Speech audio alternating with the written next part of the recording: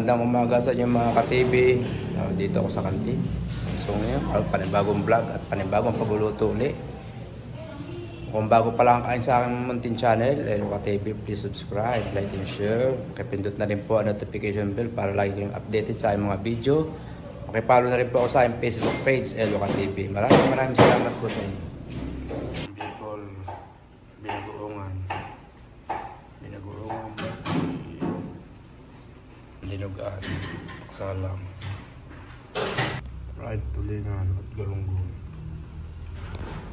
tandulong, tortandulong. Ito, isang sulo ako mga ka-TV. Yan, ito aluan. Ito ang gayatan ko. Naman ay ginataang kalimis-mis. Ginataang kalimis-mis. Ayun mga ka-TV, ayos na ang tinulang manok. Ito na. Ayun, tapos na magluto mga ka-TV. Uwi na ako.